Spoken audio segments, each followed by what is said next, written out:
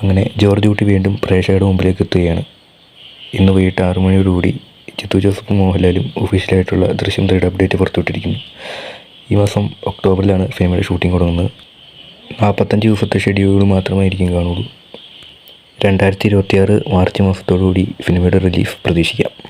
ദളപതി വിജയുടെ ബർത്ത്ഡേയോടനുബന്ധിച്ച് അദ്ദേഹത്തിൻ്റെ അവസാന ചിത്രമായ ജനനായകൻ സിനിമയിലെ ഫസ്റ്റ് സിംഗിൾ നാളെ ഉച്ചയ്ക്ക് 12 മണിയോടെ പുറത്തുവിടുന്നു.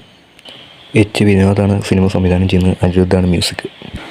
റെട്രോ എന്ന സിനിമയ്ക്ക് ശേഷം സൂര്യ അഭിനയിക്കുന്ന അടുത്ത സിനിമയാണ് സൂര്യ 45.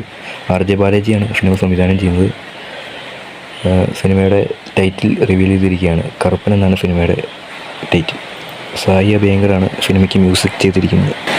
ടിക്കിടാക്ക എന്ന് പറയുന്ന സിനിമയിൽ നഫ്ലിൻ ജോയിൻ ചെയ്തിരിക്കുകയാണ്. നഫ്ലിൻ സിനിമയിൽ ഉയർന്ന പ്രതിഫലം ചോദിച്ചു എന്ന പേരിൽ പടത്തിൽ നിന്ന് പിന്മാറിയെന്നൊക്കെ ഒരുപാട് റൂമറുകളുണ്ടായിരുന്നു. എന്നാൽ അതിനെല്ലാം പിന്തള്ളിക്കൊണ്ട് നഫ്ലിൻ ടിക്കിടാക്ക എന്ന് പറയുന്ന സിനിമയിൽ വീണ്ടും ജോയിൻ ചെയ്തിരിക്കുകയാണ്.